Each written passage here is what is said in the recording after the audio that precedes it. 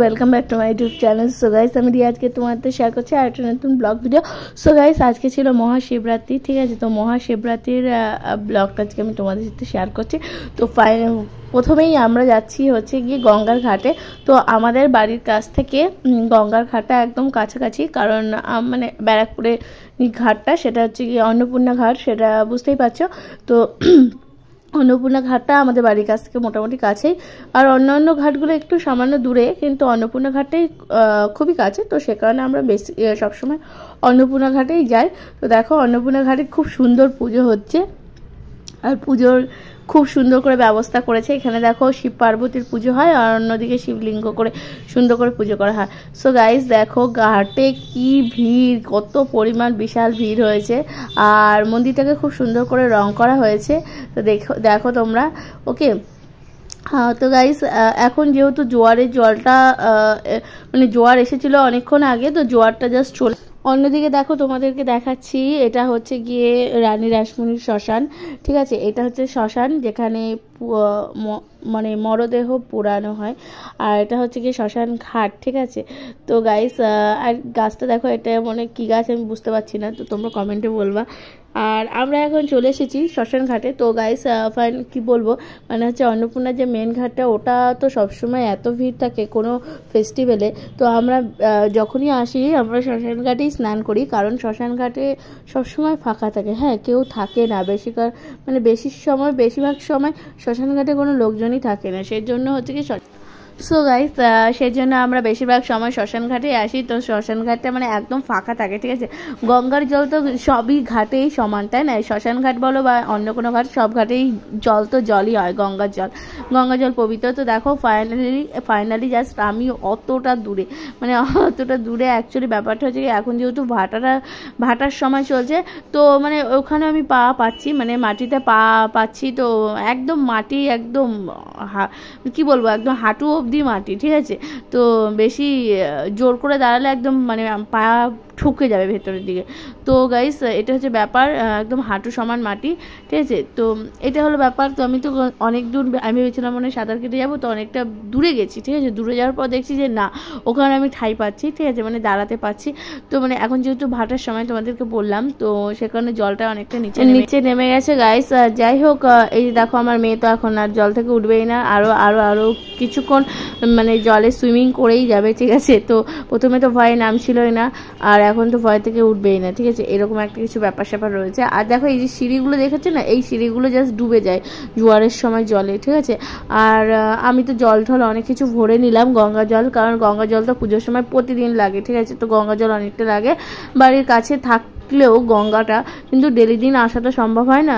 তো সে কারণে কোনো পুজো পার্বণেই আমরা ম্যাক্সিমাম টাইমে গঙ্গায় আসি। তো দেখো এইটা হচ্ছে অন্নপূর্ণা মন্দির। তো আমরা অন্নপূর্ণা মন্দিরে এর আগে একবার ব্লগ করেছিলাম। তো আমরা যখনই আসি গঙ্গায়, তখনই অন্নপূর্ণা মন্দিরে জল ঢেলে যাই, কারণ অন্নপূর্ণা মন্দিরটা খুব জাগৃত একটা মন্দির, ঠিক আছে। পুরোটা অন্নপূর্ণা মন্দিরটা অ্যাকচুয়ালি হচ্ছে গিয়ে দক্ষিণেশ্বরের মন্দিরের মতনই দেখতে। এখানেও 6টা শিবলিঙ্গ আছে, ঠিক আছে, পর পর। আর যেটা এখানে সব থেকে বড় ব্যাপার হচ্ছে কি, যেটা অন্নপূর্ণা মন্দিরটা, সেটা হচ্ছে গিয়ে অন্নপূর্ণা ঠাকুরই এখানে প্রতিষ্ঠা পায়, ঠিক আছে। এখানে বাৎসরিক একটা পুজো হয়, অন্নকূটের পুজো, যেটা খুবই ধুমধাম করে অনেক বড় সড়ো করে হয়, ঠিক আছে। তো ওখানে প্রচুর লোকজন আসে। আর দেখো এখন আমার মেয়েকে শিখিয়ে দিচ্ছি কিভাবে কি পুজো পাঠ করতে হয়, কারণ ও তো সব কিছু জানে না, কিভাবে জল দিতে হয় মহেশ্বরকে, তো জল অর্পণ করতে হয়, সেভাবে শিখিয়ে দিচ্ছিলাম। যাই হোক, তো গাইস তোমরা ভিডিওটা দেখো, কে কোথা থেকে দেখছো অবভিয়াসলি কিন্তু কমেন্টে জানাতে ভুলো না। তো আমি সুন্দরভাবে মানে এরকম পুজো করছি। তো আজকে যেহেতু মানে প্রথম দিন ছিল, মানে 8 তারিখে আমি উপোস করেছি। তো সকালবেলা তো শিবরাত্রি যে প্রহরটা, মানে যে শিব চতুর্দশী, সেই চতুর্দশী তো লাগেনি, অ্যাকচুয়ালি লেগেছে হচ্ছে রাতের বেলা থেকে, ঠিক আছে। রাত 8টা সাড়ে 8টার পর থেকে পরের দিনে সারাদিন ছিল, সেটা তো তোমরা সবাই জানো কম বেশি, ঠিক আছে। তো এমনি গঙ্গা স্নান করে তো আমি জাস্ট একটু এখানে আসি, জল দিই, তারপরে বাড়িতে যাই, ঠিক আছে। তো গাইস এই যে দেখো সুন্দর করে সাজানো আছে, এটাও হচ্ছে কি অন্নপূর্ণা মন্দির। তো অন্নপূর্ণা মন্দিরটা এখন বন্ধ রয়েছে। এটা কিন্তু পুরো দক্ষিণেশ্বরের মন্দিরের মতন করেই বানানো, ঠিক আছে। দক্ষিণেশ্বরের মন্দিরটা জানো তোমরা ভবতারিণী মায়ের মন্দির, ঠিক আছে। আর এইটা হচ্ছে গিয়ে আমাদের এই যে ব্যারাকপুরের মন্দিরটা, সেটা হচ্ছে গিয়ে মানে অন্নপূর্ণা মার পুজো করা হয়, ঠিক আছে।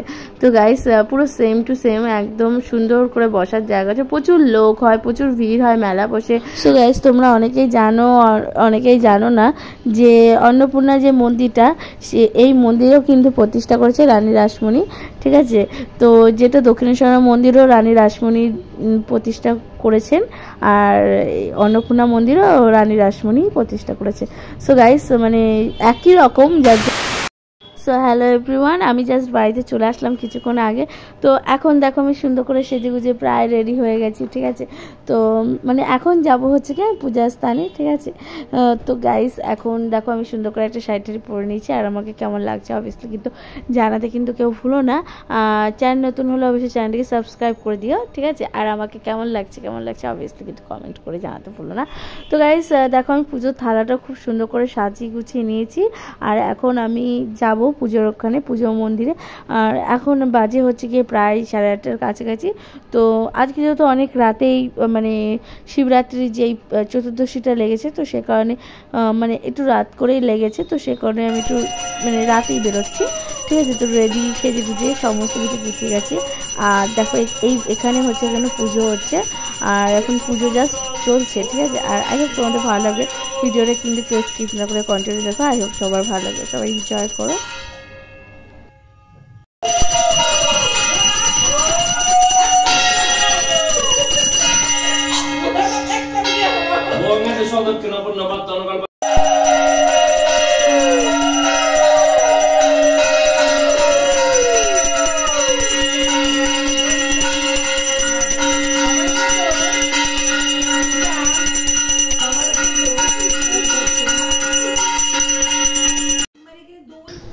সো গাইস অ্যাকচুয়ালি দেখো এখন আমি সুন্দর করে এখন হচ্ছে গিয়ে মানে এখানে ব্যাপারটা হচ্ছে গিয়ে পোহরে জল দিতে হয়। তো মানে একবারই সব পোহরগুলো, যেমন ধরো 4 পোহরে জল দেওয়ার ব্যাপারটা থাকে না, তো সেটা মানে করিয়ে দেওয়া হয়। তো প্রথম পোহরে তো তোমরা সবাই জানো দুধ, পরের পোহরে দই আর ঘি মধু, ঠিক আছে। তো এরকমভাবে আমরা মানে একবারে তো জলের সাথে সব মিশিয়ে নিয়েছিলাম পঞ্চামৃত করে। আর বেসিক্যালি হচ্ছে কি তারপরেও ব্রাহ্মণ মশাই যিনি ওরকম ছিল, উনিও আমাদেরকে বলে দিচ্ছিল যে এরকমভাবে দাও, মানে পোহরে যেই দুধ দই দিয়ে অভিষেক করা হয় মহাদেবের, সেই রকমভাবে আমরা করছিলাম। তো গাইস ফাইনালি আমাদের জাস্ট পুজোটা কমপ্লিট হয়েছে, পোহরে যে জল ঢালার ব্যাপারটা হয়েছে। তো লাস্টে হচ্ছে যে হোমযজ্ঞ, তো এই হোমযজ্ঞটা হলেই পুজোটা জাস্ট সমাপ্তি হবে। তো গাইস এখন হোমযজ্ঞটা জাস্ট হচ্ছে, দেখো সুন্দর করে এখন হোমযজ্ঞ করা চলছে, ওকে। তো ব্রাহ্মণ মশাই উনি হোমযজ্ঞটা করছেন, ঠিক আছে। আর এখন আহুতি যেটা দেওয়া হয় কলা, আর এখানে হচ্ছে কি নারকেল আহুতি দেওয়া হয়। তো গাইস এখন ফাইনালি দেখো কলা আহুতি দেওয়া হচ্ছে, আর হচ্ছে গিয়ে তারপরে দেওয়া হবে নারকেল, ঠিক আছে। নারকেলটাকে আহুতি দেওয়া হবে। এখানে সবাই এক একজনের যা মনস্কামনা, সেই মনস্কামনার হেতু মানুষ এসেছে এখানে মানে যেটা বুঝতে পারছো। আই হোপ তোমাদের শিবরাত্রি ব্লগটা খুব ভালো লেগেছে, কেমন লেগেছে কমেন্টে জানাতে ভুলো না। তো গাইস আমি ফাইনালি রাতে বাজে এখন 1টা, তো বাড়ি আসলাম। তো আমার অবস্থা বুঝতেই পারছো, সারাদিন নির্জল উপবাস, আর কিছু বলার নেই, ঠিক আছে। রাতে 1টার সময় এসেছি, ওকে। তো গাইস আই হোপ তোমাদের ভিডিওটা ভালো লেগেছে, কেমন লেগেছে কমেন্টে জানাতে ভুলো না। আজকের মতন বাই বাই, আর দেখা হবে নেক্সট ব্লগে তোমাদের সাথে, অবভিয়াসলি বাই।